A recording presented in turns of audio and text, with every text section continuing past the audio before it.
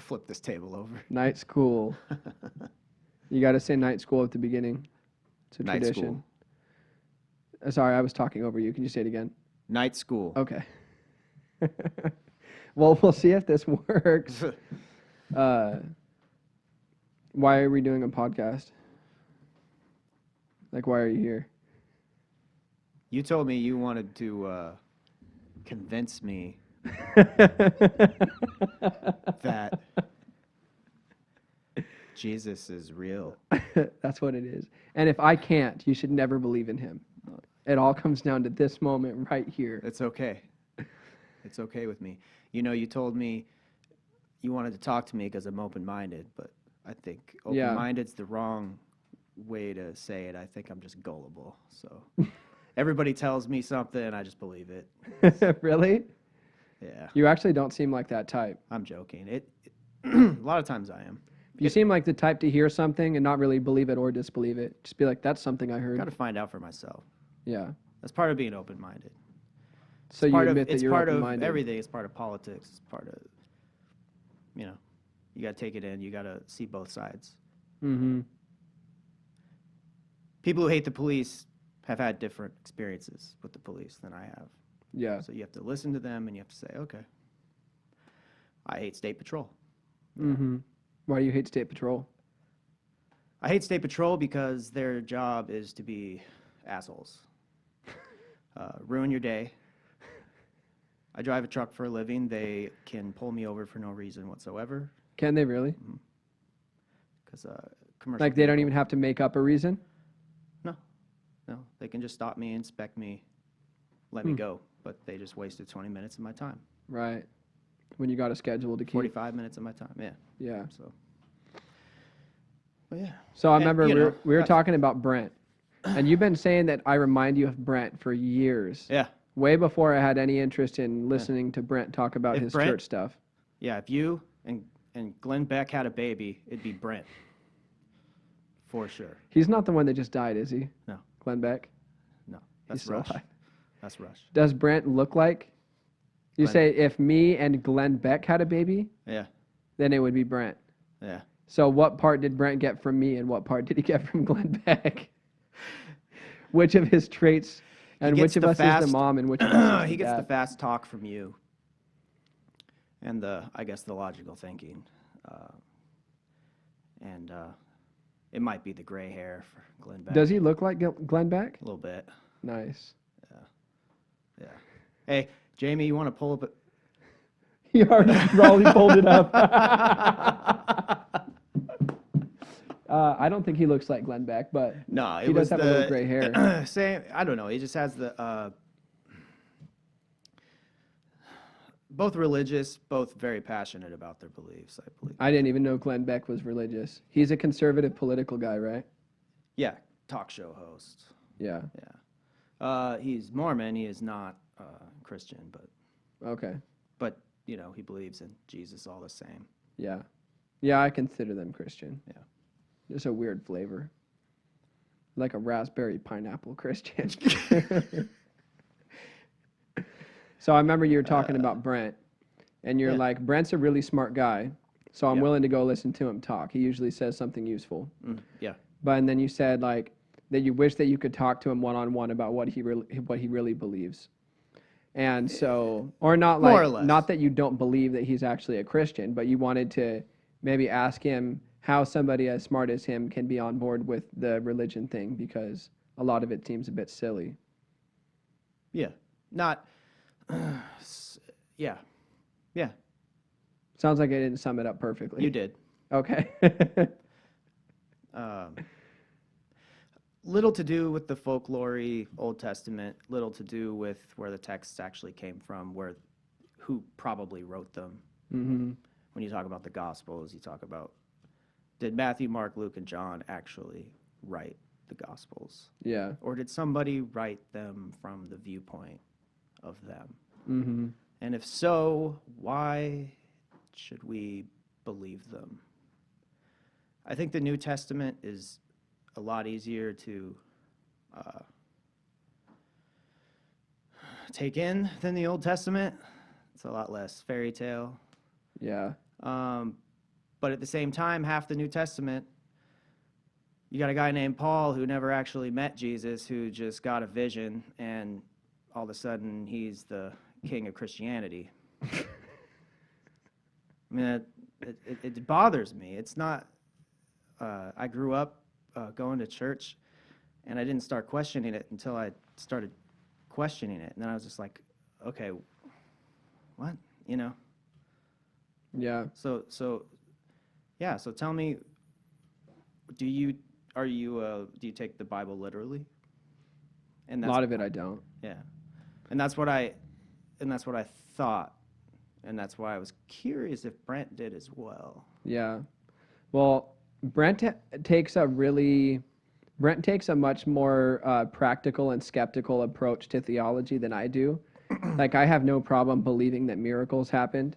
When I look at the gospel story, I'm like, well, like he multiplied food, he walked on water, he healed people by touching them, all of that stuff. I'm like, well, it's not rationally likely that he did that, but how could you tell if he did it or not? Well, if he did do it, then it would be so significant that people would talk about it for thousands of years.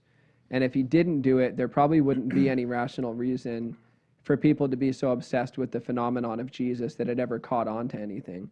Because there's been 50,000 people, myself included, who stood up and said that they were some sort of religious savior because they ate the wrong mushroom that they found in a bush. And so it's like, this guy walked around making all these bold metaphysical, mystical claims and saying, I'm one with the creator and all this stuff. It's like, okay, cool. Do you believe psilocybin had anything to do with all this? Huh? You believe psilocybin had anything to do with it? Oh, I didn't expect that to come up because I brought that up in the context of it making me crazy. But yeah, I do think it's possible. I haven't looked deep into any of the mushroom Christian conspiracy theories. Neither have I.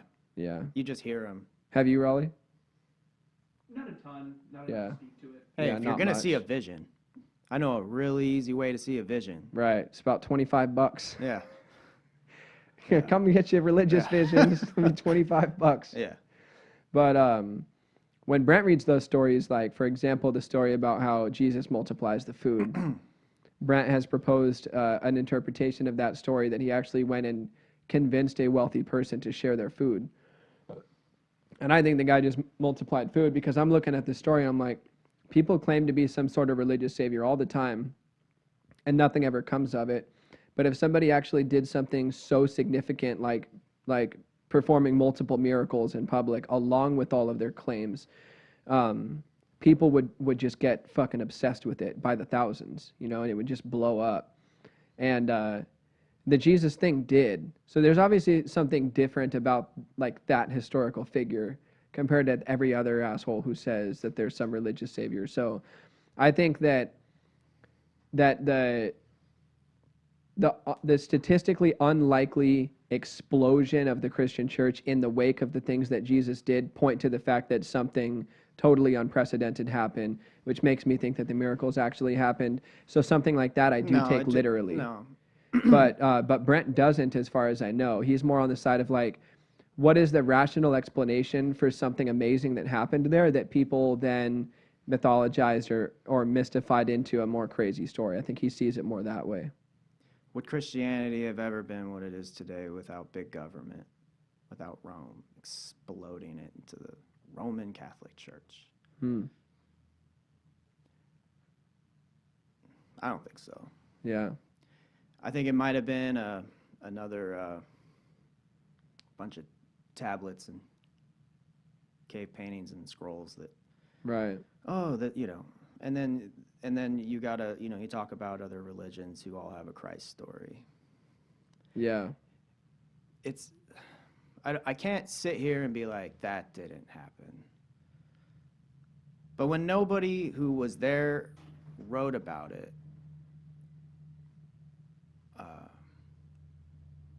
you see what I'm saying? No, because, a lot of people wrote about it. What do you mean by nobody who was there wrote about it? It wasn't written down till when? It was written down pretty much immediately. Do you think A book that I wish I would have read before this, because I've skimmed this book, but I haven't read it deeply. is Case for Christ by Lee Strobel. I might even want to read that book and then present it to you, because like the questions that you have about the rationality of Christian belief are more like historical than philosophical. It's not like, how do these ideas make sense? It's like, did this shit literally happen, and is this history legit? And that's what that book goes into. I mean, any historical event that you look back at, you're not going to be able to trace records of the event anywhere near when it actually happened, because records were such a mess. People were just writing stuff down. And libraries were burned, and yeah, I feel it. But yeah, in terms of like the amount of documents that were found about the records of the things that Jesus did compared to other historical records, like if you compared the amount of records that there were about the things that Jesus did with the amount of records there are about all the things that Julius Caesar did, is no comparison. Like hundreds and hundreds of copies of the stories about Jesus, and you can piece them together and they all match up, and these people are all because saying they were the same all thing. Yeah, it's because they used to have to copy it by hand. Yeah. And I have dove deep into the rabbit hole on YouTube on that exact thing. And when he describes these pages, I can't remember the guy, but he gives all these seminars about it. And when you look at these pages, he was saying like the errors and the full on like cross this out, put this instead. Just I wish Jamie could pull that up for me. Yeah, Oh, Evan's Googling shit. Yeah. So it was a YouTube video like picking apart all of the holes in the records of the gospel. YouTube videos. I watched many of these discussions, and obviously I can't read Greek. I can't remember his name. It was maybe a year ago. I dove deep, man. I dove deep. I find it really hard to find reputable information on stuff like that too, because there's like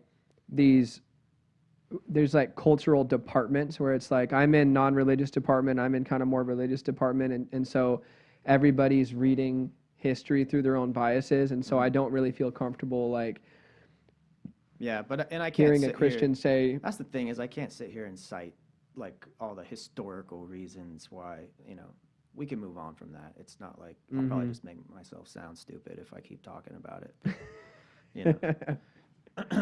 Well, I can't answer any of the questions you just asked, so that's perfect. Jesus isn't real. We'll move on.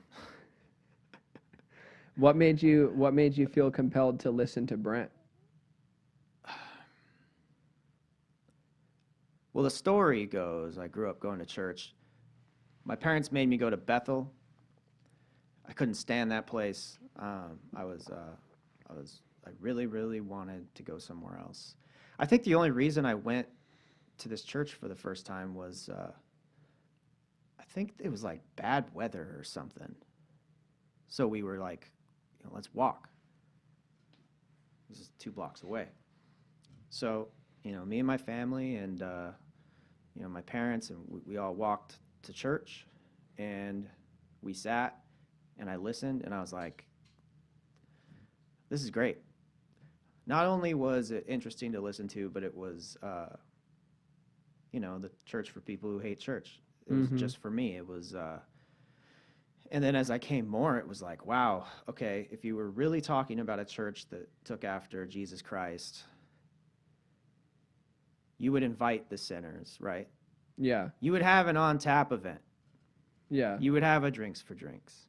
And I'd invite people to this, and they'd be like, wait, is that a church? It's like, yeah, dude. Fuck yeah, it's a church. Yeah. Yeah. And Giants on stage. And Barefoot Randy. Was he there? Barefoot Randy. Barefoot Randy, I think, performed. Yeah, he was. But yeah, I loved it. I loved the idea of it, because all those stories of, the Pharisees, he's kicking it with, he's hanging out with prostitutes and tax collectors and, whoever else. So yeah, I thought that was cool. Yeah. Made me feel at home, since people like to joke about me bursting into flames when I walk into church. I've done questionable things, then gone to church the next day, you know. So, Yeah. but I liked it. But then I started listening to him, and he's talking about all these books he's reading. It's like, this guy's well read, he's smart as hell, he's articulate. How does he believe this stuff? You know? Yeah. The idea of it's amazing. I think in if you believe in the idea of socialism, if you believe in the idea of everybody helps everybody, I think you look at churches in the early days of the country. Neighbors. Someone's down, the church is there to help them back on their feet. Kind of like what the Mormons do now. Mm-hmm. It wasn't. But wasn't mostly for each other. Yeah, exactly. You get a lot more perks if you got a Either membership way. card. But they still have like a community where they all care for each other, at least within that community. Yes. There's not going to be As a a homeless. government entity, it's a terrible idea. Mm-hmm. Because when you have too many people, socialism doesn't work. It just can't. So you've got it was the churches, that held the communities together, and where they would come as a community together and be neighbors and know each other's names and care about each other. And I think that we're so far past that now. It's Yeah.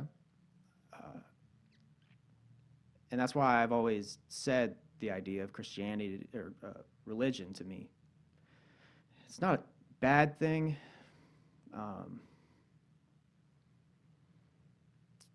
It has been a bad thing, in the past, but Yeah. there was definitely a lot of good things about Jesus' teachings that, or supposed teachings, whatever, that have Right. carried on into today. And I think that that's something that our country is lacking Yeah. terribly right now. Well, do you think part of the problem with having a society as big as this one and trying to live that way where everybody takes care of each other is that there's not enough mutual trust to do that because there's not enough unifying ideology for everybody to be like, yeah, we're on the same page. We kind of agree about what life is all about. We're disagreeing about fundamental ideas. So there's not enough trust that we can really like say, oh yeah, I'll watch your back, you watch mine, no problem. We don't have to think twice about it. Everybody has Google. Everybody has Google. Everybody, you can believe whatever you want. Yeah, everybody's got an idea shopping mall in their pocket where they Yes. can just attach onto random shit. Yeah. Well, And- it seems like there's like what I'm getting at is that if there were communities where people were able to do that, they were able to have so much mutual trust with one another that they could just take care of each other and not think twice about it. They had some unifying idea. So it seems like, which is religious, like it's religious to have a unifying idea that everybody can say, this is the glue that holds us together. This idea that, The Amish, the Quakers. right, they still live like that, Yes. unified by Christian They don't religious need, ideology. Yeah, they don't need the government. They need the government for, the army, right? Whatever. But what do they really need anything else for? I mean, Right, they're chilling. And they're probably in church together every Sunday, Yeah. probably twice a week. I heard of that when the Amish go to church, they have like a super long period where they just sit in silence. I think that's pretty cool. I wouldn't know, but I've never been to Amish church. no. I've been to Bethel. Bethel and Eastlake. That's two sides of a coin right there, man. Yeah. We grew up in Bethel too, me and Raleigh. Did you really? Mm-hmm. Yeah. I don't remember ever hating it, but Couldn't stand it. It was like being in a I- college course. I wouldn't have. That's funny. Like you're just in a big lecture hall. Yeah. Yeah, I wouldn't choose to keep going there because it doesn't make me smarter or a better person, but it does make me more committed to like Christian dogma in a bad way. Like, It became a business. yeah, But it's a very wealthy place. Yeah. I heard that they petitioned against an apartment complex going up next door. Did you hear about that? I did not. There's like a developer is trying to buy they had land for sale, Mm-hmm. and a developer was trying to buy it to put in an apartment complex, and Bethel petitioned against it. So they didn't want to lower their property value. Why would that matter? Are they going somewhere? Bethel? Yeah.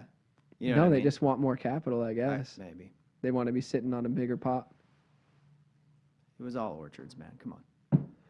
This is the smartest way that I've seen a church be run, the way that it functions as a theater, so that it's like, I mean, it's Brent genuinely wants to do something that's good for the community, like without feeling the need to attach any religious It was never out of thing to it. necessity. It was never what? Out of necessity. What, the theater thing? Pay the bills. Well, so here's the thing. It's out of necessity to pay the bills because Eastlake members don't tithe nearly as much as members of other churches. Well, right. And that's because Brent doesn't talk about money, and that's because he hates that about church. Mm-hmm. So yeah, it's out of necessity in the sense that, and these are my own personal comments. Brent does not approve any of this, but it's like, Brent's like, well, we're not going to be a church that goes up and talks about money every Sunday because that's garbage. Because then we don't want the best for you. We want something from you. Yeah. So we're not going to do that. But we need money coming in so we can survive. Because if we don't ask for money, they're not going to give us any money. Yeah. So we're going to have to do like a dual purpose building, and that way also, it's doing community service. The church itself existing is a community service. The fact that there's a theater here. I was just being a dick when I said that. I really think that Brent has everybody's best interest in mind. Mm-hmm. I think everything Brent is doing is spot on. Like, yeah, I can't see. Yeah, I can't see anything wrong with what he's doing. Right. It was, Nobody really has any problem with. Well, there's actually religious people have a problem with what he's doing, which is perfect because that's the situation that Jesus was in. But I know, like, I've got a coworker who's pretty religious in like a pretty dogmatic way, like because of the Lord and our sins, and it just doesn't even sound like him talking, right? And I told him about the general premise for Eastlake, and you could feel him getting uncomfortable, like church for people who typically aren't into church. Isn't that down talking church? Like, so it's kind of offensive to some religious people, the way that Brent presents church. Yeah. It's a good idea, and you probably want to make sure you're having some kind of small group thing on the side, because while his sermons are very uplifting, it's not a lot of scripture, and I guess that was what I liked the most about it. You know, he's not,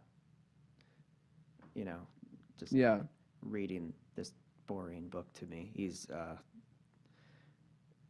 it's different.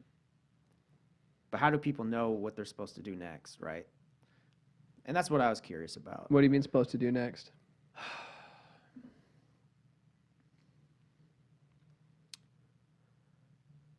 Like study the Bible and whatnot.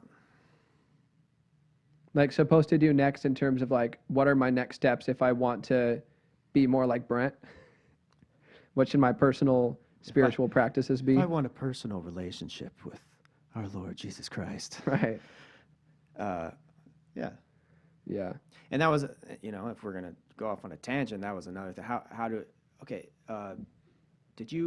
Was your father in your life growing up? Yeah. Your whole life? Yeah, like for the first 2 years of my life, I lived with my mom, and then dad until I was 16. Oh, okay. So most. We're supposed to love this character named Jesus because somebody told me that he loves me. That's a hard pill to swallow, I think, for a lot of people with a lot of problems. Yeah. And it's really easy for us in the United States, in this comfy life that we have, to just be like, oh yeah, Jesus loves me. Spread love. And there's people starving to death, dying of AIDS, and getting beheaded. And it's like, I think that Christianity is perfect for us, Yeah. and for Europe, right? But in a way, it's kind of the opposite, because like I know like the opposite of good for us, because I know like there was a lady, I went to New Vintage for a little while, and there was this one lady there. She was a teacher in one of our classes, and I just couldn't stand her, and I would just she quit teaching. Like I argued with her so much while she was teaching classes. She stopped teaching. I don't know for sure if that's what it was, but I can be a fucking asshole, right? So anyway, this lady, she was giving us a tour of her house one time. It's like probably a $420,000 house. And she's showing us like the basement edition, and she's like, oh, we got like 10 grand off of this edition because the contractor, blah, blah, blah. God is just so good. And it's like, I think you're just rich. Like, I think you're just rich. Like, I don't think that that's proof that the creator of the universe is good, that you got a discount on the addition to your house. And that's the kind of gross Christianity that you're talking about, Correct. right? You worked hard to make this money, or you were born in America. Yeah. Yeah. Uh, to a wealthy family and everything. I mean, everybody's got problems, but yeah, lady was set up. So anyway, it's easy for people to be like, to be totally on board with Christianity when all they have to do is go to church on Sunday for an hour. Yeah. They drive their BMW to church, and then they sit there and they're bored for an hour. Yeah, but the point I was getting at is that for people like us who have plenty of privilege to open up the Bible and read it, like open up, let's say literally all of us, not the whole Bible, but let's say we open up the Sermon on the Mount, which is people who watch Jesus talk summarizing what the dude said. Mm-hmm. And we read it and we're like, I want to be more like Brent. Let me read this. Then he's in there saying, all that religious mumbo jumbo doesn't matter. What really matters is that whoever God puts in front of you that needs help, you help, and you give to the poor, and you sacrifice of yourself. For wealthy Americans to open that up and read that, that's the opposite of what we want to hear. We want to hear, if you're blessed, that's because you're a good person. That's what we'd love to hear, but it doesn't. It says, love others, take care of others. Right. It's very anti-capitalist. So rich people should open that and read that and be like, fuck. Yeah. Fuck. That's what it says? Yeah. That's not what I wanted to hear. But instead, they just ignore everything that Jesus said. Oh, I have to make disciples? Oh. Wait, I don't know what you mean by that. What do you mean make disciples?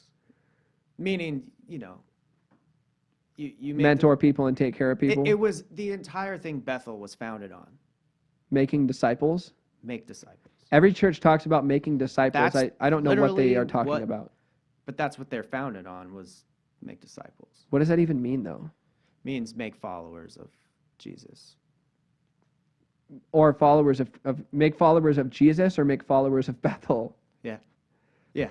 Because making followers of Jesus is like both a very different thing, Yeah. But Well, no, that's what they want to believe. I'm sure that's what Yeah. But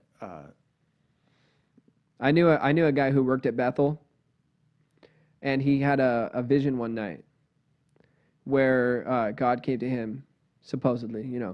People have experiences in their minds, so take this as you will. I'll probably take it differently than you will.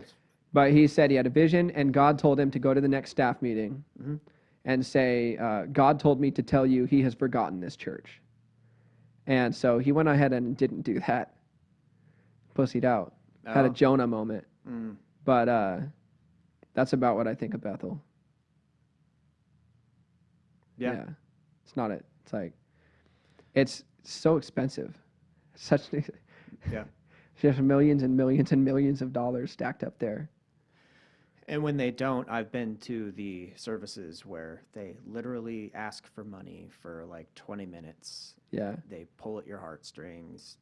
We need this so we can build this and build this other campus. Yeah. You got a Pasco campus, a Prosser campus. You got, it's like. And I think they think that they're doing it to spread Jesus.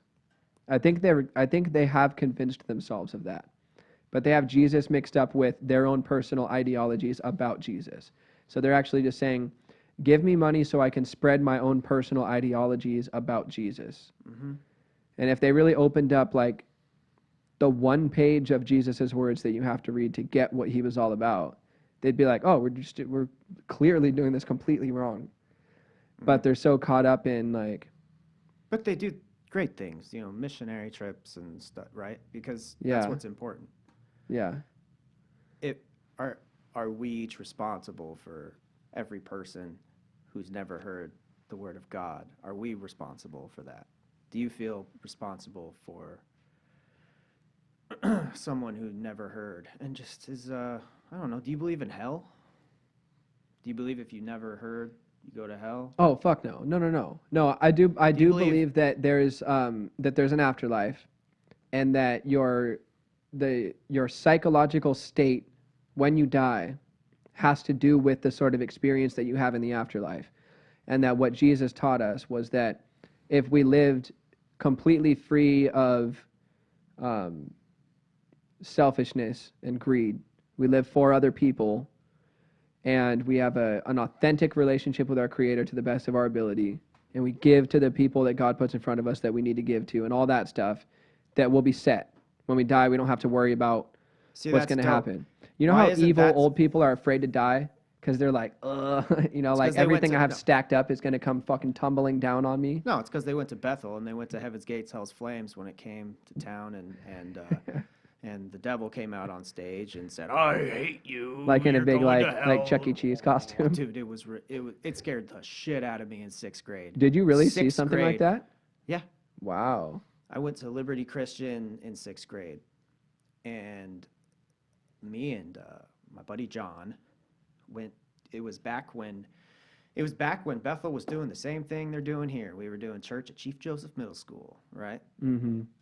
And they put on the Heaven's Gates, Hell's Flames, and it was this mixture of people so happy going to heaven, and then the most scary, like Satan with like the voice changer and everything. The place went dark, red flames went up, scary music came on. It was like, I was in 6th grade, I was 12, and it scared the shit out of me. It would literally scare people into the altar call at the end of the show. They did an altar call at the end of the show? Yeah. Bro. That's dark. That's really dark. Yeah. I grew up in a Lutheran church where it literally was the fear of God. And to this day, even though I don't come to church, I still shiver when I think about it. Mm-hmm. Oh, like what if I don't love this guy I've never met, Right. What if I don't love this father I've never met? That's why I was asking you. I met my dad when I was 18. I didn't love the guy. I do now because I got to know him. Yeah. But I'm supposed to get to know somebody who doesn't exist through his sermons, and I'm supposed to love him in return for the afterlife being better? Or am I supposed to just do what he said? That's what I'm curious about. Yeah. What I'm curious about is how much of it is bullshit, and how much of it is treat people, care about people. This is how you should live. Yeah. So one of the things that Jesus said was, I'm actually not here to bring peace. I'm here to turn everybody against each other. And I think one of the things he meant by that was, I'm here delivering a perfect message about genuinely loving each other and doing the right thing and being what you were created to be. But you guys are going to fuck this up so bad and abuse this so bad that this is going to create wars. And I think Jesus understood that he could show up and he could tell us the truth. He could tell us there really is a creator. Creator loves all of you. The creator takes care of everybody. Like he said, the sun comes up on the good and the bad. God's taking care of everybody. So he loves everybody. So if you truly understand that God loves you, then you'll love life and love people and everything. Life will be a lot better for you. But he's like, but if I show up and I tell you guys that, you're going to twist that in so many different wrong directions that you're going to go to war over your disagreements about sure, you what this speak in even means. parables, and you're not straightforward with people. I feel like that's gonna happen. Do you feel like that? I feel like he spoke as straightforward as he could because he was trying to explain truths that everybody didn't understand for different reasons. Like he couldn't go out there and say, like for example, how do I go to heaven? There was a man, and there was an olive tree. Yeah. And it's like, no, just tell me how. Can you Yeah. I'm not that stupid. It's like just say, just spell it out. Why does everything have to be a code? What if it's hard to explain? It's not. What if it's hard to understand? Oh, okay. Yeah. Like, how do you know it's not? So you're expressing You're that you have smart trouble fella, understanding. Travis. Yeah. How long did it take you to get to this point? To what point? To the point where you believe in Jesus. I mean, I'm still not at a point where I can make it make any sense to you. So I'm obviously not very far, but I'm very convinced. I'm convinced that the reason that Brent is such a good guy in such a genuine way and asks nothing for himself is because he's experienced a psychological transformation that Jesus called a rebirth, in which he came to genuinely understand that there's a creator who made the universe that loves him unconditionally. And he knows that so deeply that he has no problem going out and doing good and never asking anything in return. And that Jesus was trying to teach us how to have a rebirth like that. And that it's really hard to fucking understand and explain. And also, he talked to a wide variety of audiences. And so he's going around trying to explain this shit. And like he says, this word that kind of means spirit kind of means wind. He says it like 100 times throughout the 4 Gospels. He's talking about something that he wants everybody to come into union with. He's like, you've been born of the flesh, you've been born as a human body, but have you been reborn in spirit so that you're one with the Spirit? And the Spirit sent me to tell you this so that you can be with Spirit. And it's confusing, but he was trying to explain the sort of psychological transformation that you have to go through to achieve Brent consciousness. Right. To be like that. So what is spirit? Is spirit consciousness? It's so one of the translations says that spirit is being itself. So not necessarily consciousness. I mean, could you be without being conscious? And it's 2 words. You have to be conscious. And so could you be and it's not even conscious? It's something even deeper than that. The Message translation by Eugene Peterson, which I really like, and that's something that's helped me, is reading multiple different translations of the Bible. I like Passion, I like the Message, I like New Living, but it explains it different ways. And so like the Message says, Jesus says, I'm asking you to be reborn in spirit, being itself. So it's like, imagine if you had a realization where you weren't, this is going to sound real psychedelic, but like, you're not human, you're not Jason, tripping balls. you're not even on Earth. Yeah. Yeah, and I don't rule out the possibility at all that Jesus was involved with psychedelics and hallucinogenics because, I mean, pretty hard to have a psychological transformation on the degree that he was talking about without doing something like that. I agree. I would never become a Christian if I hadn't had those transformations because it wouldn't have made rational sense to me. Just like, so some historical figure made radical claims and I should apply them to my personal life and just like, why, what the fuck are you talking about type thing. But I do read what he said about the state of consciousness he wants to introduce to us, and I read it and think about it. I'm like, dude, I get what he's talking about. Like, to have an experience where you just are. You aren't human. You aren't on Earth. You aren't Jason. You aren't male. You aren't young or old. You just are. And to feel like the unconditional loving nature of ourness, isness, beingness, just like that completely pure type of consciousness, that experiencing that consciousness and realizing that you're unconditionally loved by the intelligence behind the universe, then stepping back into your life just allows you to walk with a freedom that you're like, hey, I'm good. You know, I'm from something good. I'm on my way to something good. Everything's good. And like he was talking to a religious teacher, Jesus, and He's like, you're one of the biggest teachers in Israel and you don't even know the basics. You don't even know what it means to be reborn in spirit.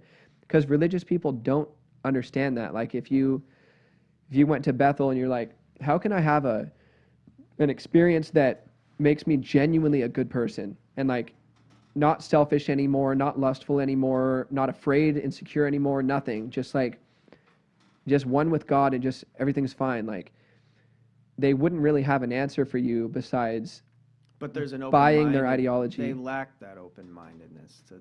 Yeah. Yeah. And so like, I don't think religious teachers understand it because I don't think that someone who understands that sort of universal cosmic consciousness that Jesus was trying to teach us about, or that unconditional love of the Creator that he was trying to teach us about, can understand that and then say, you know what I should do? I should convince people to come to my church. I just don't think you can be that narrow-minded and stupid and selfish and understand what Jesus was really talking about. Like you know what you need? My church. Like, fuck. Mm-hmm. What Jesus said was so much bigger than your fucking church. Mm-hmm. Just no comparison. So drum circles. And why Jesus? Why not Buddha?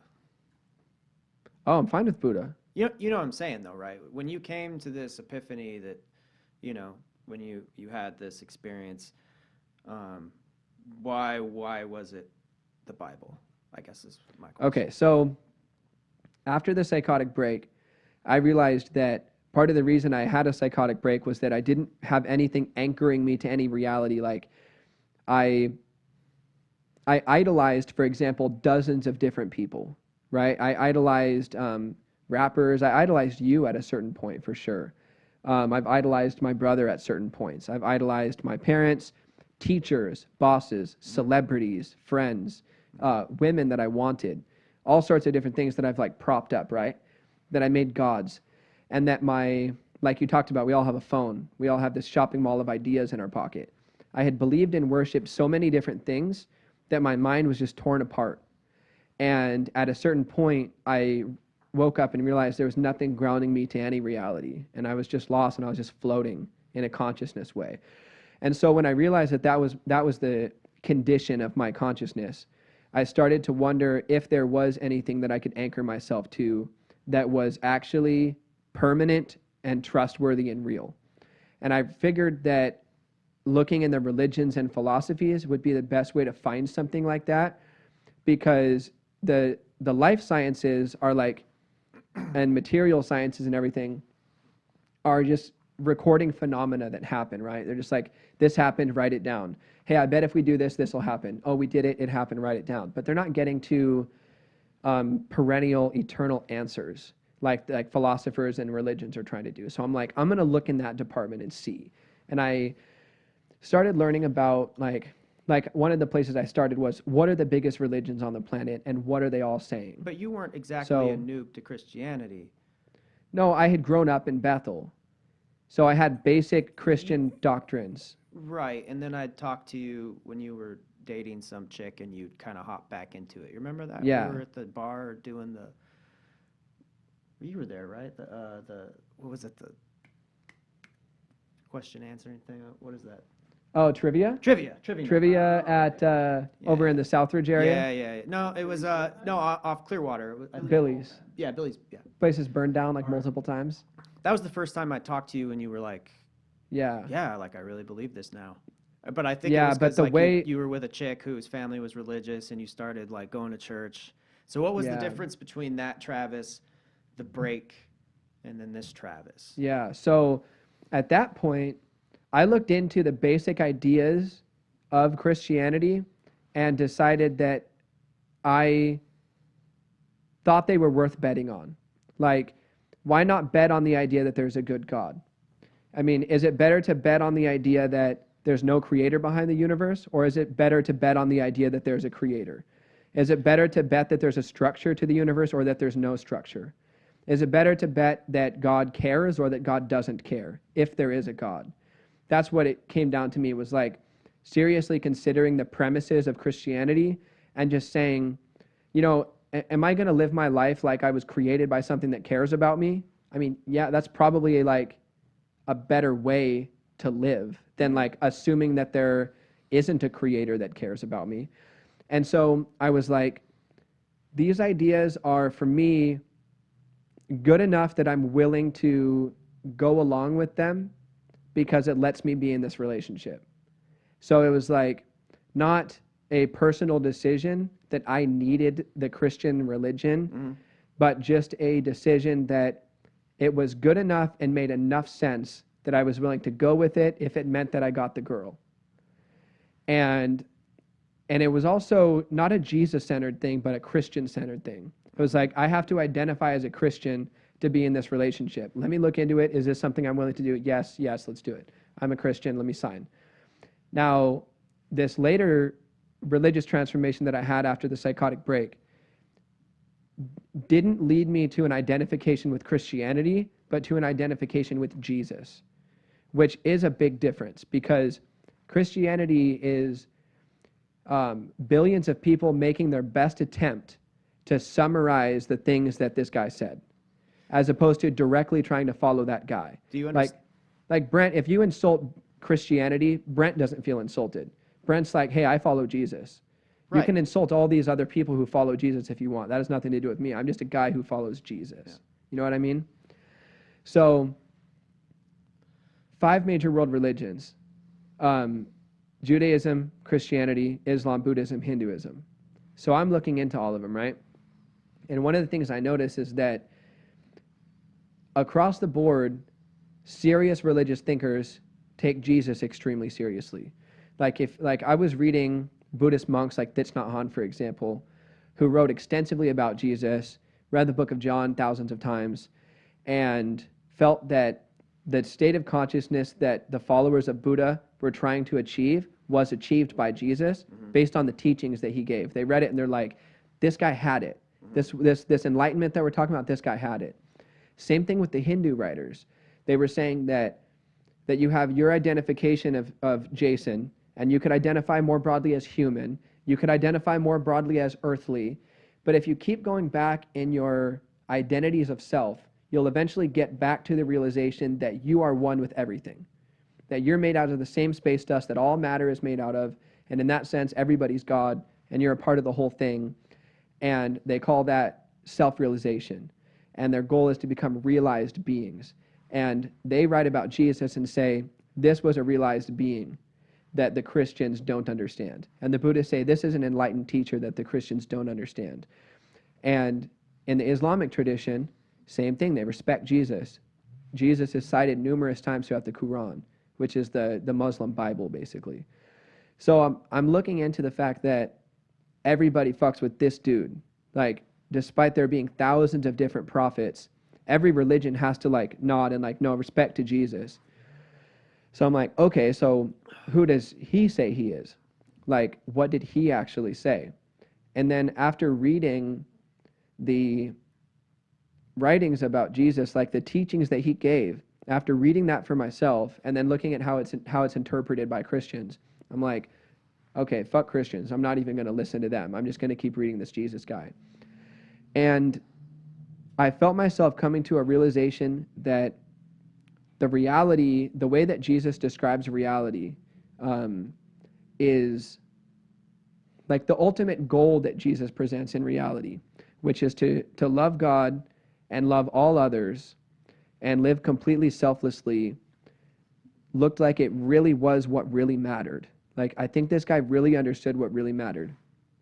And then I had a vision.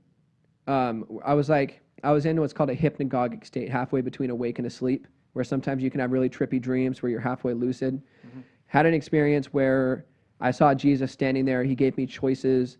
I took a choice, and it made me reconsider my whole life path. And I consider it a genuine religious experience, not just like a dream that my brain conjured up, but something really interdimensional happening. And so that's not for the skeptical, but the way I think about Jesus' teachings is like, reality is like a stack of games, right? It's like games stacked on games stacked on games. So like, we just played a game, how to make the audio work on the computer, because that was a sub game within how to do a podcast, because that's a sub game within how to understand the way that each other think about religion. And so it's always these games stacked on games. And what religious teachers are trying to do is describe what the ultimate game is. So Jesus came and he said, I'm willing to lose every single game except for this one. My game is to get people to reunify with God, to remarry people back with God because they're separate from him. And I'm willing to lose every other game. So like the financial game, he's like, nope, I can lose that one. No money, no problem. I have a house. That game, nope, fine with losing that one. Don't need a house. Power, nope, I can lose the power game. Don't care about having any power whatsoever. So you see that in the story where he's tempted by the devil, and the devil's like, hey, I'll give you all the pussy and power and money in the world. You'll have all the political authority, everything. He's like, nope, I'm good. So he's saying there's a game greater than every other game, because in every human metric, he was a failure. He's actually a completely broke hobo who made a bunch of claims that didn't make rational sense. So he lost every single game he possibly could. And then they're like, well, we're going to kill you so that you can't say anything like this anymore. He's like, nope, that's fine. I'll lose that game too. Stay alive, that's not the game. I'm willing to lose that game too. It's like, what is the ultimate game that he's playing? What was his goal? What was his agenda? And it seems like his agenda was something that totally transcended all other games. And that's what those Hindus and Buddhists are talking about too, is like, there's a state of consciousness above all others. There's a game above all others. If you release your attachments to all other things, you'll get the one thing that actually matters. And it is unification with spirit, unification with the creator, whatever that means. And if it's true that we are conscious beings that are conscious in the way that God is conscious, we're made in the image of God in that way, but we can't remember what God really is, because we made a decision long ago to separate from him, to figure things out for ourselves. Same way that a kid runs away from home to figure things out and goes out and eats shit. If that's true and we're distant and separated from God, then for God to become a person to explain to us how to reunify with God would be very, very confusing and mystical and far out and vague. It would be, if that's true. So I think it is. He chose to come at kind of an inopportune time. What do you mean? Pre-printing press, pre-internet. Yeah. You see what I'm saying? Well, no, because if Jesus had come any earlier or any later, I don't think that it would have been as perfect. Are you saying he came at a less opportune time, or he came at the right time? Oh, less opportune. He came pretty much as soon as the world was ready for him to show up, especially if you look at the biblical narrative. So, like, the Bible goes back to up to 4,000 or 5,000 years. That's historians debating the age of the book of Job, because the book of Job is the oldest book in the Old Testament, right? So if you go through the Old Testament, you're reading books that have been being written for thousands and thousands and thousands of years. And it all is foreshadowing and building up to the appearance of this Savior who supposedly is going to complete the whole story and validate what they're all saying. So if you read through the Old Testament for all the prophecies about Jesus, they predict where the Savior they're talking about is going to be born, what the Savior they're talking about is going to do. He's going to heal the deaf, he's going to heal the blind, heal the sick. He's going to forego all things for himself. He's going to preach to the poor. He's going to be born in this area, born in this lineage. He's going to teach for this long. He's going to die in this way. They predict all these things about him. The Old Testament, which was called the Torah at the time, it was the Jewish Bible, is then wrapped up in a big bundle, right? And now you got the Bible. That was only a couple hundred years before Jesus showed up. So, like, when did Jesus show up? After this entire religious tradition, these people, the Jews, were done writing this book to open for him. They were the opener, and he was the headliner. So when did the headliner come on? Pretty much as soon as the openers were done. It took him 5,000 years to open the show. And then a couple hundred years goes by, he shows up, and the Gutenberg press, that's the first printing press ever in the West. They had older ones in China, but oldest one in the West, what's the first book that they printed? The Bible. Like, as soon as there was books, the Bible was printed. Mm-hmm. We got to get this out. This is the most important thing we have. And why is it the most important thing we have? Because we spent thousands of years predicting that God was going to show up to help us, and he fucking did. And we have what he said, and we have the whole story leading up to it. And even though 40 different people wrote it over 5,000 years in 3 different languages, it tells this cohesive story. And it's like, what book could possibly be more important than that?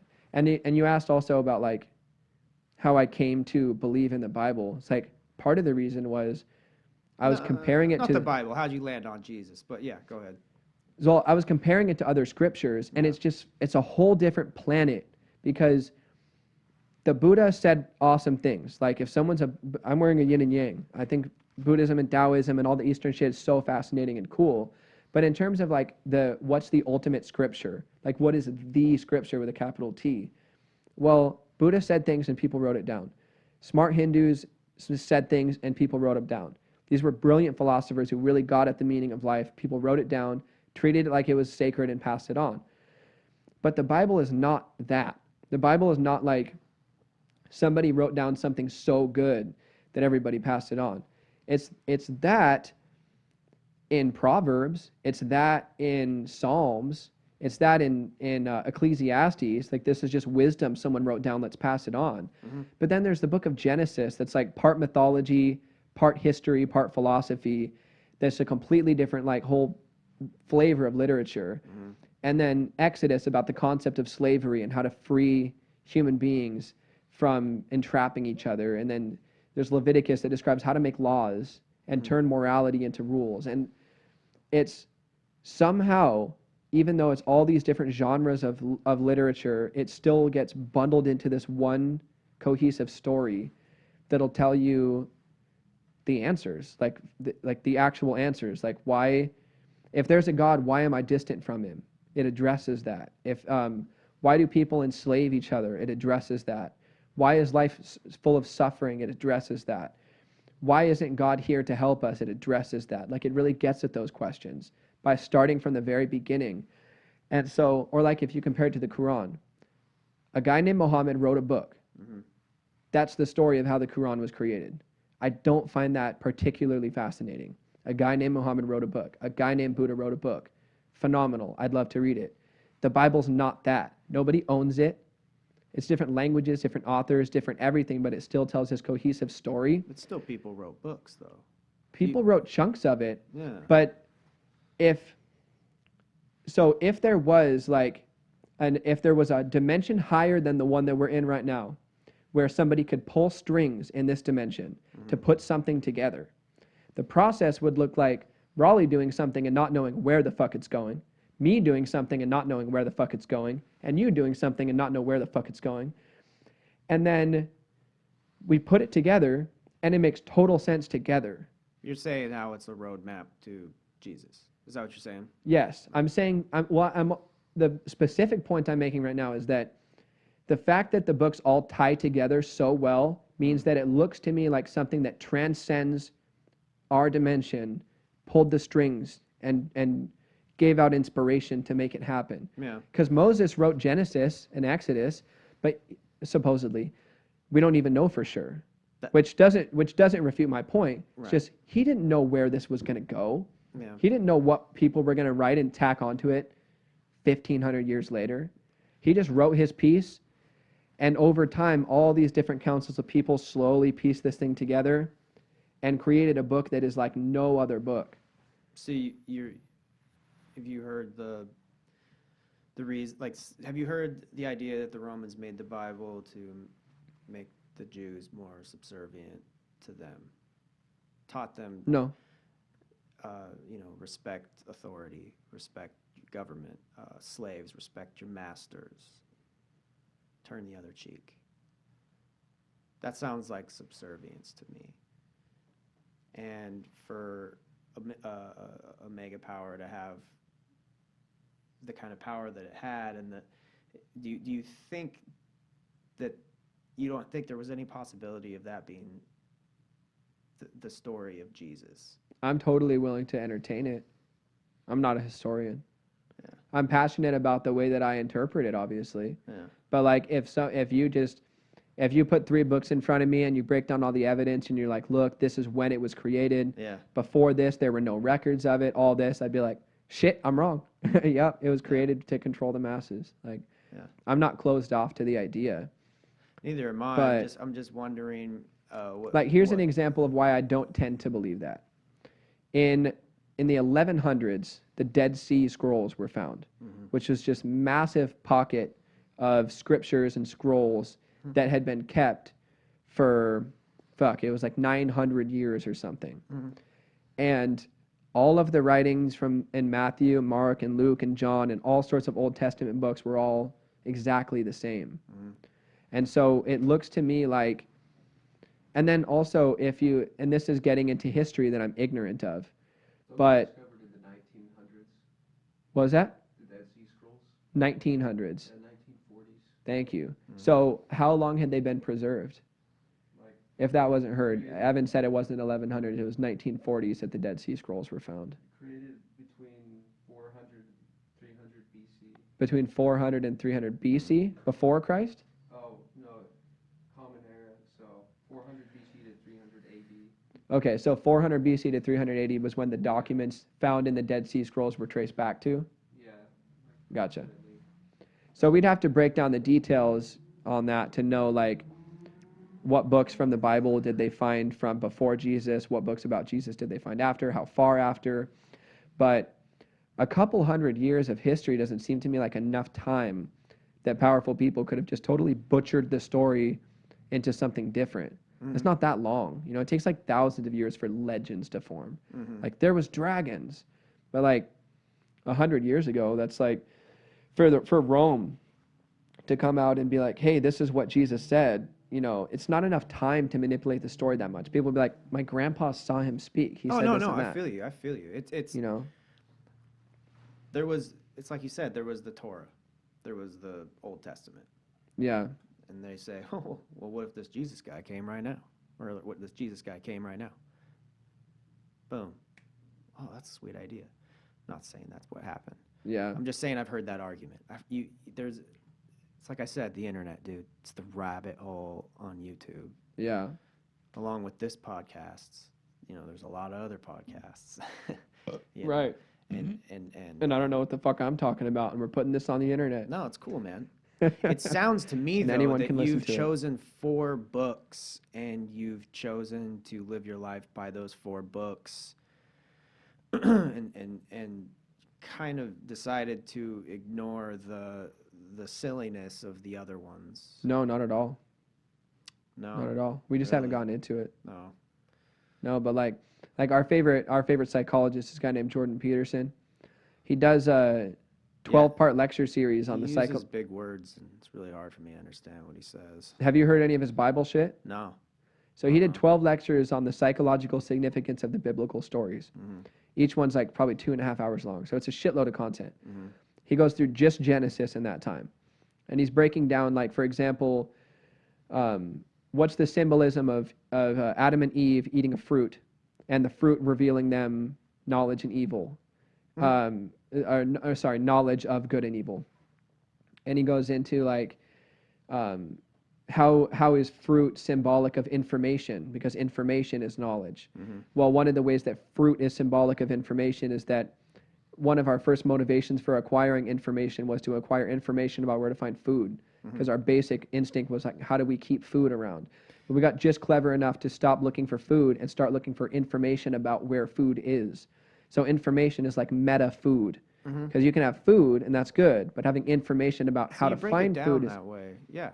So he takes all those little stories, right, and he zooms into them like he's on LSD, and just starts breaking down everything they mean on a finite level, or not finite, minute level. And so a book like Genesis, I think, is primarily mythology. But I don't mean mythology as in bullshit history. I mean mythology as in symbolic stories about the nature of reality that, if broken down and interpreted and applied, better align you to live a life in a better way. So basically, the way I was raised to take the Bible literally was probably the wrong way to go. Is that what you're saying? I think I take the history of the New Testament literally. I do. Brent takes it a little less literally, so there's plenty of ways to interpret it. You know, it doesn't fucking belong to anybody. Anybody can pick it up and try to figure out what it means. But I take the history of Jesus literally. I take the mythology of Genesis, or I take Genesis mostly as mythology because I find it more useful. Like, even if God literally dropped two human beings on the planet named Adam and Eve, who started the whole species of humanity by banging each other's brothers and sisters, why does that matter as history unless I read into the story to find the lessons? Like, history only matters if you can learn from it. So Genesis only matters if you can learn from it. So the fact that it's literal history or not, who cares? Either you learn from it and you read into it to apply its lessons, or you don't. So I think when churches say, you need to take the story of Genesis literally or you don't have faith in the scripture, it's just arguing the wrong point for the wrong reasons. Yeah, that's What they should be saying is, you should apply the lessons in Genesis, extract the lessons from the story and apply them to your life, whether you think it's literal or not, because that's what really matters. You could read about World War II and stack facts about World War II in your head all day long.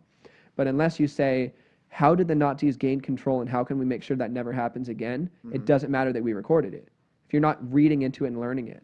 Yeah. So that's how I read Genesis, is like, what does it mean that this old author, probably Moses, says there was a perfect state of consciousness, and then the earliest humans chose to leave that state of consciousness and become aware of their vulnerability in search of the knowledge of good and evil so that they could eventually become like God themselves. What does that mean? That's fucking fascinating. The book of Exodus, it's about how humans enslave each other and how they're freed from slavery. Like, it has the lesson that when you free yourself from slavery, you don't go to paradise immediately. You wander through the darkness and chaos and desert, and then you find freedom. Just like if someone's enslaved in an abusive relationship, do they leave the abusive relationship and then everything's easy the next day? No, because they don't know what to do without that person. They relied on them. So now they feel all alone and lost and scared, and they're calling friends for help and coping with drugs and reading self-help books and trying to figure out how to do things on their own and realizing how psychologically damaged they are. And life's actually worse right after getting out of an abusive relationship than in the abusive relationship sometimes, because you're so conditioned to be a slave that to wake up and go do things for yourself is scarier temporarily. Oh, no. It's, well, you know what I mean? Sort of. It's scary to leave. Once you do, it's, I don't know. I don't agree with you there, but that's just a small. Maybe it's a bad example. Yeah. Maybe it's a bad example. I think it is, because you know me. I've been in that very terrible situation. Yeah. But well, you know why? You know why it's a bad example is that you're not completely dependent on an abusive partner. But when you leave a situation, so that's why it's a bad example. If you leave a situation in which you're a slave, but you're totally dependent on the person that you're enslaved to, then you leave, well, now you're fucked. You don't have anything. And so, like, the book of Exodus has that lesson in it. Like, how do you escape from slavery and get through chaos and get to freedom? Yeah. And so we passed on that story because we thought it was significant. We thought the lessons it contained were significant. Or the flood, like, it has the lesson that a flood is going to come, guaranteed. Do you have a boat ready or not? Good lesson. What flood is on its way in the United States? Is the dollar going to crash? Is China going to invade? It's like, what's happening? Do we have a boat? Yeah. That's a good thing to think about. It contains that lesson. Or Proverbs. It describes basically what foolishness is and basically what pragmatism and wisdom is.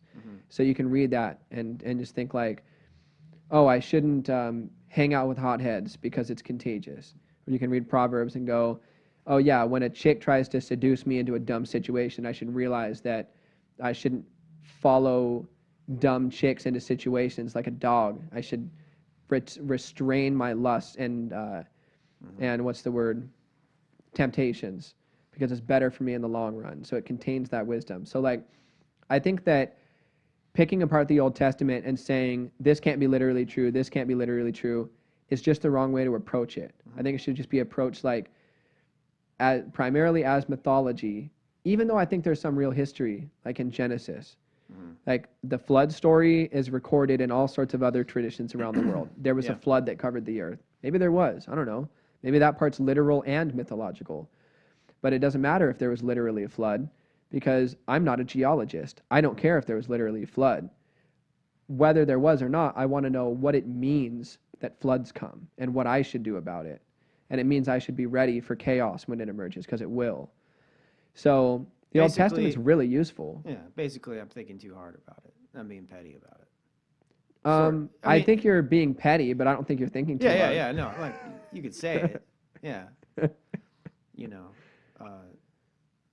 Well, no, I feel what you're saying. Like I get it. I get where you're coming from. Brent's favorite pastor, this guy Andy Stanley, he said that Christians scare people off from reading the Bible by telling them that they have to accept at the front door that the underlying presupposition that everything in the Bible is true. Bingo. If you don't think everything in this is true, why are you even fucking reading it? Like, no, it's the wrong message. Oh, there's also the you're going to hell thing. Right. So you're right. Yes. Because I was raised in the church and I still ran away from it because of that. I come from a family that believes it very literally. Adam and Eve, snake. They were naked, realized it. You know what I mean? Yeah. So, talking animals and people living in a fish, and if you're saying don't take it literally, there's a lesson to be learned from each story. Yeah. That's a lot easier to believe than it actually happened. Yeah. But Jesus, I think, is both.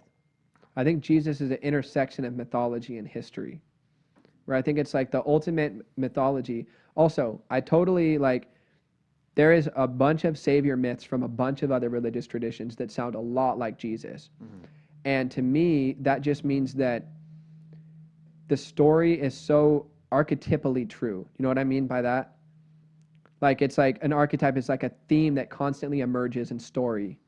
And in the psyche and in history and reality. Like, there's some of these same themes that always come up. And that savior theme is the one that saves the world is the one that takes responsibility for everybody's bullshit and lives totally selflessly, asking nothing for himself. Yeah. So that's true, you know? It's true. You could say it's true because Jesus did it if you want, but it's not. It was true before Jesus did it. It was already true. Plenty of other religious traditions already recorded that. Like, the self-sacrificing savior, that's the hero. That's the real hero. That's what really matters. Like, not that's what really matters, but like, that's the guy who really gets it, and that's the guy who's going to save our asses, is the guy who takes responsibility for the mess and takes no credit. Because, you know, when you take responsibility for something, you get to take ownership and credit for it too. And that's why we do. Like, if your boss says, hey, this wasn't delivered on time, you say, it's my fault, I take responsibility. But only because taking responsibility means you get to get your paycheck and you get to be seen as a mature and accountable person at work. But the Savior takes responsibility for everybody's faults on himself and then doesn't ask for any credit or anything for it. And that's what it would be to be a perfect human being. And so that's the Savior. So, yeah, a lot of traditions have said that. Christianity says it, and other traditions do too. Cool. It's because it's true. You know, doesn't mean that the Jesus thing didn't happen, or it doesn't mean that the Jesus story is a, what's the word for stealing content? Plagiarizing. Yeah. It doesn't mean that the Jesus story is the plagiarism of those old religious stories. It means that theme is so fucking true that it emerges over and over and over and over again, just like it did in Jesus, you know? That's what it means to me. Yeah. I could see it that way.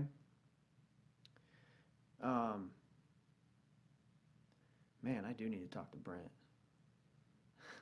He's got a lot more history too. Well, and it's crazy how you say.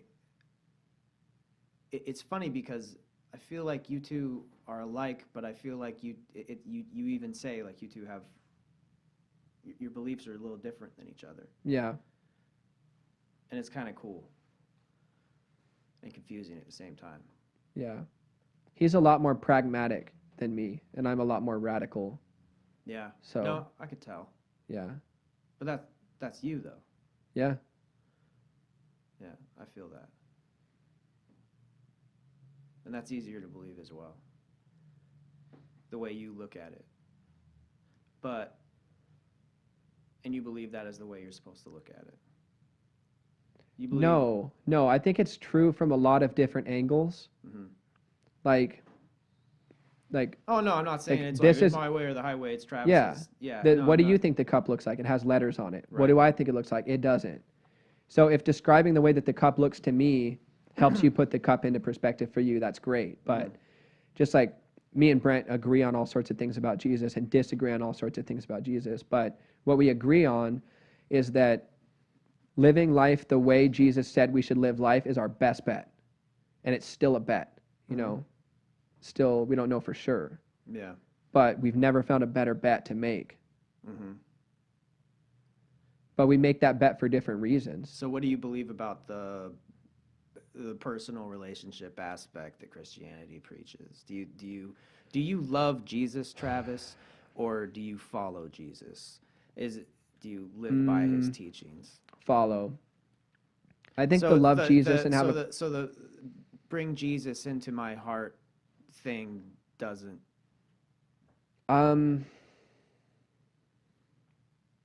What literally every Christian church preaches yeah.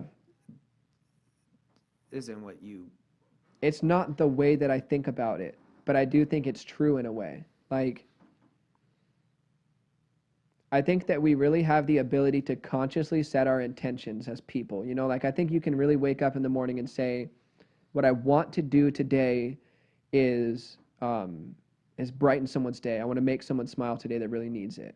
And then you can actually become that person. You know, you can set your intention.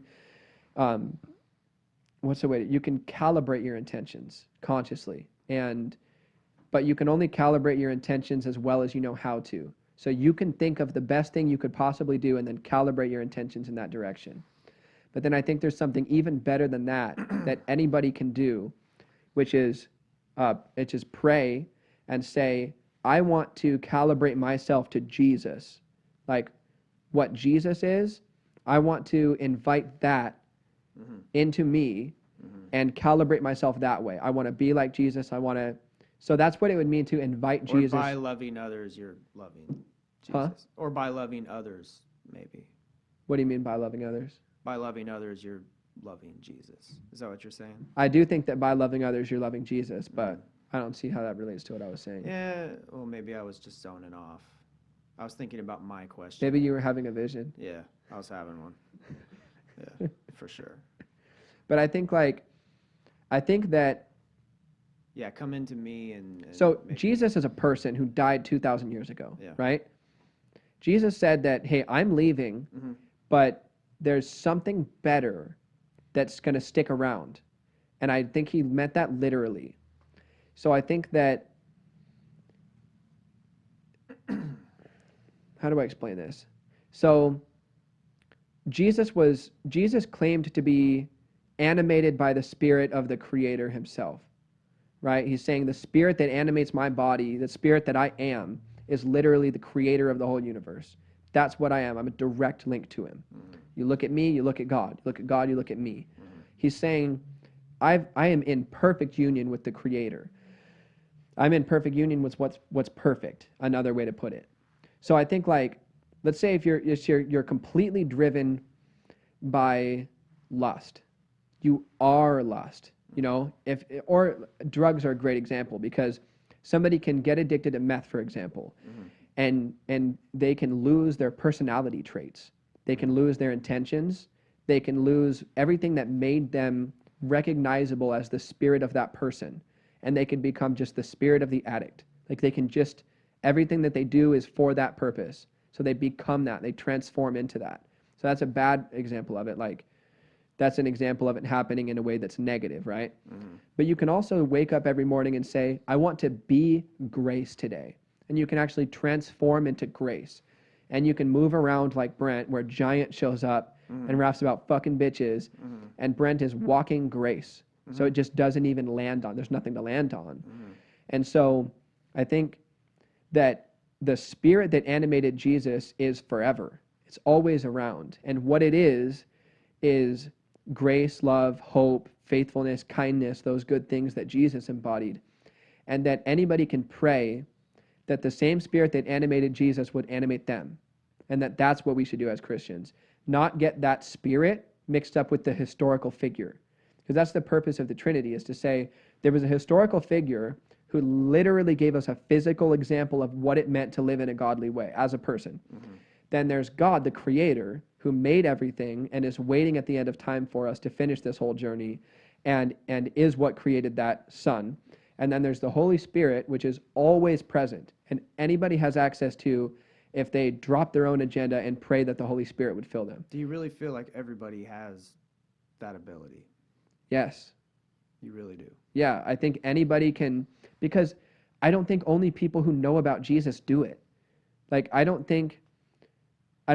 not describing something Christian. I'm just describing a universal truth. Mm-hmm. There is all sorts of layers of spirits Mm-hmm. that go along with reality. You can be filled with the spirit of grace or the spirit of justice. Mm-hmm. You could be filled with the spirit of lust or the spirit of greed or the spirit of motivation. There's all these different kind of intentions floating around. And somebody can be a super, like, people can transform by choosing to dial themselves to a new spirit or intention. Mm-hmm. People can just say, like, hey, man, I'm fucking sick of living like this. You know, have you ever experienced a transformation of personality like that, where you just said, I'm sick of living like this. I'm going to fucking reset myself to this. I'm going to be different. And it actually works. Mm-hmm. You can actually tune yourself into something new. So to be filled with the Holy Spirit is to tune yourself with your Creator. And I believe if anybody prays and says, whatever created me, tune myself to you, calibrate myself to your intentions. Mm-hmm. Let me live your will in the world. Anybody can do it. It's written into the 12 steps. It's like the anchor of the 12 steps. There is a God. God can fix you if you turn to him. And then pray only for knowledge of God's will and the ability to carry that out. So the 12-steppers weren't inherently religious. They were just people who figured out that to be genuinely free of addiction, you had to do this. You had to pray to God and say, your will, let me carry that out. And it works. They don't need the word Jesus. They don't need a church or anything. It just works. It's universal. Mm-hmm.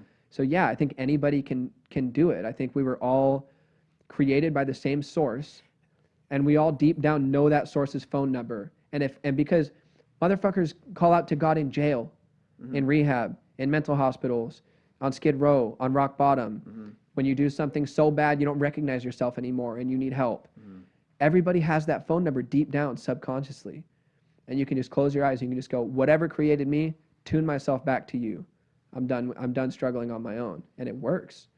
So I think that's what it means to invite Jesus into your heart, to invite what Jesus had in his heart into yours, which is not to invite a historical figure into your heart, but to invite that same spirit that he had into your heart, whether you know about that historical figure or not. Doesn't matter. He didn't give a shit.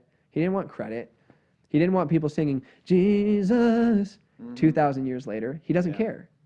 He wanted us to know God, the same God that he knew. He wanted us to know that directly. Mm. Yeah, he didn't want statues of himself on stained glass windows. God, no. Yeah. No. I mean, unless that's a reminder for people, you know, hey, God loves me so much that if God was here right now, he would do nothing for himself and everything for me, like Jesus did, you know? Mm-hmm. Picture of Jesus reminds you of the nature of God. That's a good thing. But I do think that Christians actually worship Jesus foolishly. I think they idolize and worship Jesus foolishly in a way that would make him kind of cringe.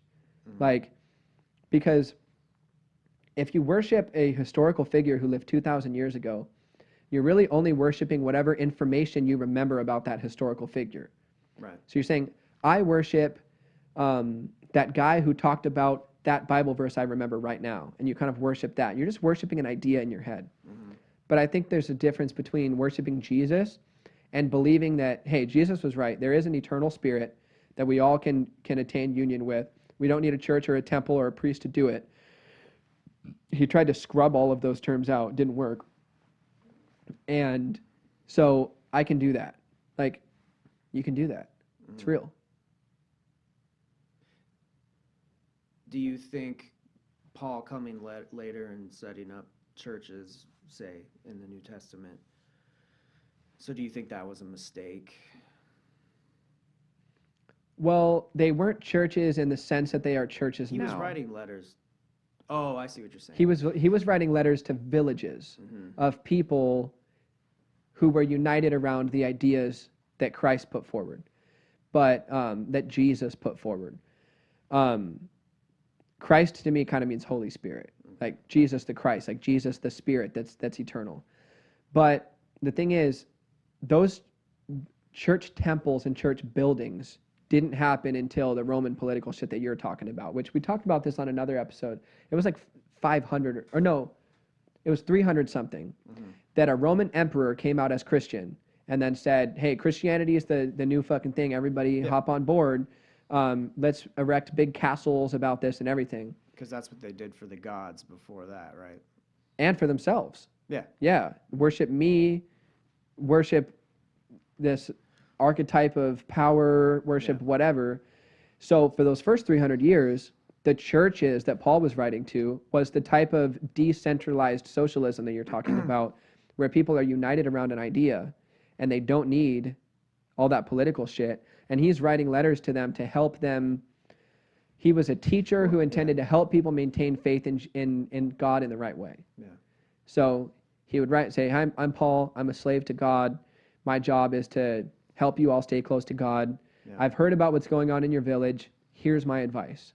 And so in Galatians, he's writing to Galatia, and in Ephesians, he's writing to Ephesia. And they were just little villages. They weren't like, he wasn't going around building castles. Yeah. He was just teaching people because they're like, who was Jesus and what did he say? And he's like, well, let me teach you about what really matters. And I think it's symbolic that the guy who wrote 2/3 of the New Testament, you said, is this really possible for anybody? And part of the way that God orchestrated the Bible was to prove that point. This is possible for anybody. Because Paul's job was killing Christians. And then he has a psychological transformation. And then I think I'm getting this right. I'll check in with Brent. Paul went and met up with people who did know Jesus personally, I think, and check in with them about his doctrines about God and made sure that they lined up with them. Yeah, they healed him. He was blind or whatever. Yeah. But was it people who personally knew Jesus, or was it was. just Christians who were like a couple people removed from Jesus himself? I wish I knew the answer to that. Yeah, I'm not sure. At one point But I did. Paul had this transformation, and then he Yeah. started linking up with Christians and saying like, hey, here's the experience that I had. And they're like, yep, you get it. You had it. You achieved union with the spirit wind that Jesus was babbling about. You get it. Go forth and teach. And he went forth and taught. He was on the road to Damascus, and he just had a vision. It's kind of wild. Yeah. And I guess the churches, it's like flip-flop it in my mind. Churches do make sense when you think about the fact that probably most people couldn't read what he was writing back then. Right. You needed a leader and a congregation and, someone to pass it on. But yeah, so we're lucky now that we can all read it. Yeah. Right? Here's something that contradicts the theory that the Bible was created for the purpose of political power. Before the year 1100, the Bible was only available in Latin. And you had to go to a temple to have an officiated religious person interpret the Bible for you. So religious people were taking the Bible and saying, let us hang on to this. This is you'll hurt yourself if you read this. We'll tell you what it says. We'll translate it for you because you speak fucking And they're selling Aramaic, pardons this and- dumb speak. You speak peasant speak Aramaic, and we speak Latin. And this is an academic language, and it's kind of over your head. So we'll tell you what it says. Well, then it was, do you guys remember that guy's name who wrote Richard something? The guy who made the first English translation of the Bible in the 1100s? Oh, I thought Martin Luther was the one who... No, he was another rebel like that. But this guy specifically made the because first it was- English translation of the Bible. Lutheranism came from Martin Luther. Yeah, I know. That's what there was another story just like that. Is that what you're saying? Well, Martin Luther was a guy who challenged the basic precepts of the Catholic Church and made it more liberal and open and Jesus-y. So he was a revolution in Christianity, but he wasn't the first guy to translate the Bible into English. The Tyndale Bible? Richard Tyndale. Oh, What okay. year was that? Okay. He lived 1494. I completely forgot about that guy. Oh, okay. So it was 1511, huh? That he did the Richard Tyndale Bible? It says he possibly began working on it in 1522. He probably worked on it over a period of years. Okay, so English. early 1500s. It was weird English, but so early 1500s. I'm fucked up every dates. All the dates I've said in this entire podcast have been wrong. Oh no, they sound super smart. So in the 1500s, this guy Tyndale was like, the Bible deserves to be. Everybody deserves access to the Bible. Let's translate this into English. The Catholics hunted him down and burned him for doing that. Mm-hmm. So if the Roman Catholics had invented the Bible to enslave people ideologically and make them subservient to political power, right? Why would they hide the document? Yeah, that's a good point. They would promote it. They'd be like, hey, read our manifesto. But it was so powerful in their opinion that they didn't want people to read it, because this is part of the problem that these rulers had with Jesus. Yeah, well, people started worshiping what essentially seemed like nothing. People were just kind of worshiping nothing. Like, instead of worshiping statues of Greek gods and worshiping emperors and all this stuff, these people were just saying, we're living the way. And it was this weird, vague hippie shit. That's what the earliest Christian church was called, the way. It wasn't called the church of this is the way. The guy. It was just called this is the way. This is the right way to live. The Mandalorians were. Oh, I didn't get that reference. I got it. This is the way. Raleigh, can you validate that? This is the way. Okay. Sorry. So that's what they were doing, right? And these political rulers are looking at this and they're like, well, they're not worshiping us, but they're not really worshiping anything. And it was also vague. They're just living the way. And that wasn't what was seen as the way at the time. That was weird. Like, they're not worshiping anything. They're just kind of being good to each other. Right. And so it threatened political power a lot. And that's why people hated Jesus so much, is he's saying, pay your taxes, show respect to Caesar, but don't worship Caesar, worship God. And so Caesar's like, wait a second, I mean, and he was threatening to power, and the Bible was threatening to power, because the power hid the Bible and killed people who tried to get it out to people. So it seems to me like look at the Bible like the Constitution, though. Anybody can read the Constitution. But people who haven't read the Constitution will listen to their senators, Right. That's unconstitutional.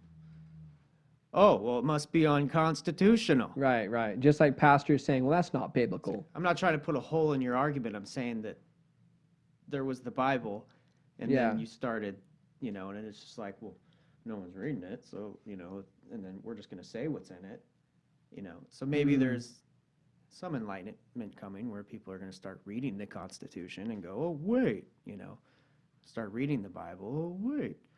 Yeah. I wasn't trying to put a hole in your argument. I was just saying. I feel like you're supporting my argument. Maybe a little bit.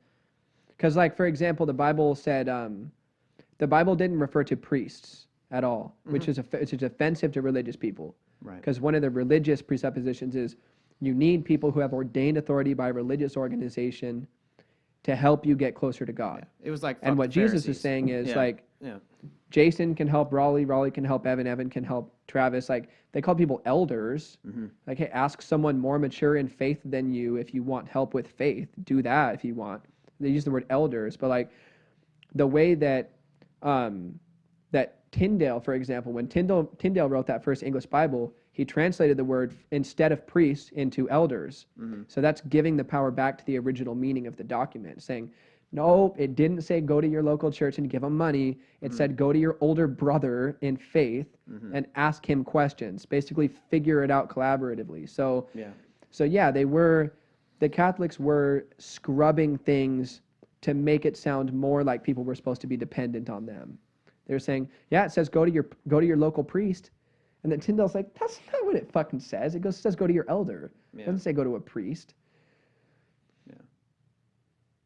So it's certainly a it. document that can be exploited, but same thing Which with it the was. Constitution. Right. Yeah. Yeah, it doesn't mean it's wrong, but it was used. But people are still exploiting the Bible because people are still like, Christian pastors aren't telling people, hey, read the Bible for yourself and interpret it however you want. I'm sure you'll get something out of it. It's a great book. They're saying, listen to what I say that the Bible says and give me money for telling you. That's the message that they're giving out. So that's the same bullshit as it's always been. Mm. That's always been their move. Yeah. But I believe that their heart is in the right place. At first, at least, right? Yeah, I think a lot of their intentions are unconscious, and they just couldn't really tell you what they're doing and why. Mm-hmm. Yeah. All I know is I grew up in a very closed-minded situation, and so, you know, you in a lot of ways I still am. Right. You know? But I try to be open-minded. You know, I try to listen to everybody. Mm-hmm. You know, and I can sit here, I can be like, oh, I've seen this. I can't like remember what it was, but this is, you know, but like in the end, it's like I totally respect your viewpoint on it. I think it's kind of cool. I'm not sure I'm capable of looking at it that way. Maybe it would take some kind of psychedelic trip for me to do that. Yeah. Well, the official Eastlake position is that you have to do mushrooms to understand Jesus. For sure. For sure. No, I'm sure. Instead you'd of bread benefit and from- wine, it is stems and acid. Yeah, that's Brent's official position. He told me to say that. Yeah, Yeah. for sure. No, but you would learn a lot. Brent's way of seeing Jesus following or Christianity or whatever you want to call, or the way, whatever you want to call what me and Brent are doing, his way of seeing it is probably more up your alley. It's more pragmatic. It's more grounded. It's less kind of mystical and the way that I see it. Yeah, structured. Yeah. But maybe I don't like structure. Who knows? Maybe it's more of a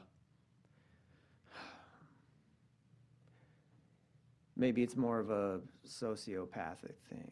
I don't feel things the way you do or Raleigh does. I just don't feel things the way other people feel. Yeah. Right? So it's like, love your neighbor. Like, what? Like, I don't even know how to love my kid, you know? You know? It's Yeah. like, I love him for like 20 minutes, and then I'm like, oh, he's crying here, you know? But you know what I mean. Yeah. And that's when I asked you, do you think everyone's really capable of it? What about people who don't feel the same, who don't feel in general, who, you know? Well, there was so Jesus talked about that mustard seed all the time, right? Mm-hmm. And the reason is that it's one of the smallest seeds, and it grows into something extremely large. So the point was, and he was talking about faith. So his point was just like to apply it to you. Mm-hmm. How confident do you have to be in the idea that prayer works to get any benefit out of prayer? And Jesus' answer is, oh, barely any confidence at all, you know? Or how much do I have to love God in order to learn to love God more when I can barely even love myself and my kids? Mm-hmm. So Jesus' answer, fucking barely any. Barely any love, barely any faith, just almost none, just a speck. And specks grow. I feel you. Okay. So like you know that you can learn to love your kids more. You know, like, you know that, like, if you wake up in the morning and you're like, your kid does something that annoys you, you're like, you know what, I'm going to lean into the love on this one and just like choose to love them. You can feel it grow. You know, you water that. So, no. Yeah. Not really. Another bad example. No. Just like the abusive relationship example. Oh God, no. No. But yeah, that's No. the answer. Yeah. That's Jesus' answer. Barely any faith, barely any confidence, barely any love, takes almost nothing. Mm-hmm. it'll still turn into something, you know. Well, it makes me feel better. Yeah. Yeah. Yeah. That's why he brought up that example so much. Because faith is like, churches like will peer pressure you into pretending to have a lot of faith. Correct. Yeah. And it can really actually Even stifle growing your up in faith. church, even when I believed every word of it, I didn't know what the hell you know what I mean? Like, Yeah. is this what everyone else feels? Is this what I'm supposed to feel? This doesn't feel right. This doesn't feel like feeling anything. Right. I don't see it. But, you know, you grow up in a Lutheran church full of old people. I guess that's Yeah. about what you get out of it. But Yeah. and it could be PTSD from all that. Yeah. That's fair. Yeah. From the Hell Assembly. Maybe my heart has been hardened, right? Right. Yeah. Yeah. So. Because you should harden your heart at a Hell Assembly. Mm-hmm. You should say, you know what? I'm going to go ahead and close off my emotion to this one. Hell's flames, man. That's how you get people to listen. You want to burn for eternity in 1,000 flames? You ever gone on It's YouTube? fucked up, dude. Go on YouTube. Yeah. Watch the videos of the people who have died, and when they died, they went to hell. Oh, like people talking about their experiences? Yeah. Well, even if it's real, And they believe it that without a there's shadow of a doubt. yeah. I don't rule out the possibility that you can have a horrible afterlife, but I don't think it's going to be because you refuse religious dogma. I think, Yep. but I do think like that, and this is just a personal opinion because this is such a sensitive subject. I think the aspect of your consciousness that carries on when your physical body dies has kept a record to some extent of like where you're at, not even necessarily morally, because I think morality is so blown out of proportion, so like put on a pedestal, like, but if you have thousands of things that you feel guilty for that you've never addressed, I don't think that they just vanish when your consciousness transforms at the event of death. I don't think they just vanish. Like, I still think you have to, like, maybe that deeper consciousness is like your bedroom, you know, and some people have a really messy bedroom, and that's going to really suck when they wake up in that bedroom after they die. But I don't think that, so in that sense, hell might exist, but Maybe it's just a prison. You're stuck with all your baggage. Is that yeah, that's, that's the way I see it. Yeah, a prison where you're stuck with your baggage. kind of reliving all your bad choices over and over again? Yeah, because you don't really want to move on. You don't really want to. If you die and you Oh, that have makes all of that sense. baggage stacked up, nobody likes to just get away with things. You know, people deep down really want to be held accountable. Right. And so I don't think that people would choose to, I don't think that people would even want to live a life where they just did bad things, never took any accountability or responsibility, or even chose to let any of the guilt catch up with them and really feel it. I don't think that they would die and then all of that would just vanish and they just disappear forever, or they just get a clean slate. I just can't see it working that way. Because there is like part of the healing process, like let's say you have things in your history that you feel guilty for. Part of the healing process is feeling that guilt, because that guilt is chasing you, and you can't really be still, as Jesus says, be still. You can't be still if your guilt is trying to catch up with you. So you have to stop and just like, fuck, I feel guilty for that. Oh, God, I feel guilty for that. You have to actually feel it. And then maybe you can go, okay, well, I've felt the guilt, I've learned the lesson, I've changed, so I'm going to let it go. And then you can actually be still and have a quiet mind. You know, and be comfortable just sitting with yourself. But until then, you can't. So it's like, I think a good measure of of afterlife, the way I would think about it, what happens when I close my eyes and spend time in total stillness? Am I just plagued by the nightmares of my past? Or do I just feel a kind of nice peace and serenity? You know, I think that's a decent indicator of where your deeper consciousness is at and maybe what'll happen in the afterlife. So I do think it'll be rough for some people and it'll be bliss for others. But but obviously I don't think like that this whole game is really about whether or not you accepted this specific dogma that says Jesus is the Son of God. I believe that Jesus is the Son of God. Oh, yeah, then you have a perfect afterlife. I don't. Then it's horrible forever and there's nothing you'll ever be able to do about it. That's fucking bullshit. But I think it's something true that's been weaponized by people to scare them into being subservient. I agree. At least we agree on something. Yeah. I could get behind the way you believe things. I could get behind it, but I would still have so much doubt. Do you have any? I mean, you Of course. gotta have. Yeah, of course. Yeah, I think like, Well, you're still obviously still learning and growing, and everybody is. yeah. But I don't believe in committing to any beliefs, you know? If someone just blows all my beliefs out of the water and just shows me something better and shows me that everything I believe doesn't make any sense, cool. Yeah. I'll fucking hop on board right away. Right. But I didn't look into understanding religion so that I could confirm Christian belief. That's No. garbage. Yeah. I just genuinely needed guidance, and I needed sanity, and I needed something to ground me psychologically. I needed a foundation. And so I found that Jesus was the best foundation. And then I found, no, Jesus isn't the best foundation. Jesus revealed the best foundation to us. And that foundation is available to everyone.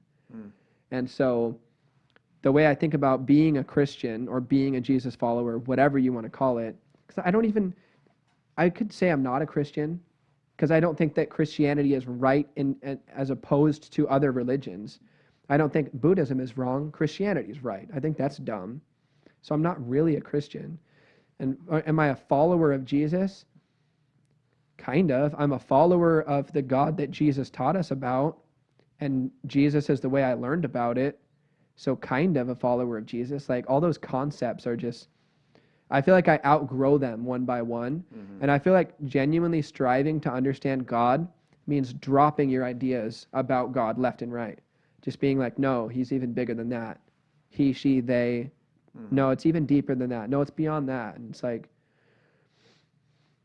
I think that's why some of the great scientists were fascinated with God, like Isaac Newton and Albert Einstein, you know, because like chasing God means always being willing to be agnostic, you know, like be agnostic, like I want to understand the universe and get in touch with it. And if I'm wrong, then that's fine. I'll drop that and learn something new. Because Albert Einstein was somebody who like climbed ideas to a place that no one else got to. He got to understanding the fabric of space and time. So he climbed those ideas so far. So that means every rung, he's like, you know what? I'm not going to get attached to this rung. I'm going to leave this one and climb to the next idea. So that's how I try to pursue God. Is like, I have a concept of God kind of in my head right now, but I don't believe in being attached to that. I'll probably look back on this conversation like, no, that's not quite the way I think about God anymore. It's crazy because, not crazy, but, you know, some people look at the universe and how big it is and everything, and they say, oh, that's proof of God. The laws of the universe, the laws of physics, that's all proof of God. It's all order. It's all. I look at the size of the universe, and I don't think that. I think the opposite. We're this tiny, insignificant speck in the scheme of things. Yeah. It could end like that. Yeah. And maybe that's glass half empty. Yeah, you can really go either way with it. Yeah. I mean, that's true for all information. Did Isaac though. Newton end up believing in Jesus, or did he say, nah, it's too big? I don't know. Evan, was Isaac Newton a Christian at the end of his life? That's an interesting question. I mean, he was a Christian. He studied the Bible throughout his whole life. Did he really? Probably then. He probably died. Evan said he studied the Bible throughout his entire life. I always forget, like we got. Yeah, because they don't have mics. Yeah. Right. So, I don't know where he was at ideologically when he died, but I do think that the Bible is so deep that anybody can get something out of it. Even somebody as genius as him can just read it over and over again.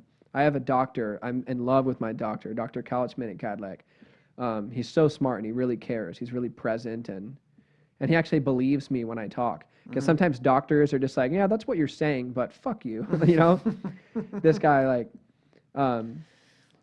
he actually believes the things that I say, and he's such a phenomenal doctor. But he told me he's read the Bible every day for 40 years, and it's like, well, you're a lot smarter than me, so I don't know what you're getting out of it at this point, but it's probably like 10 stories deeper than what I get out of it. Like I'm reading it right here, and he's like reading it back here.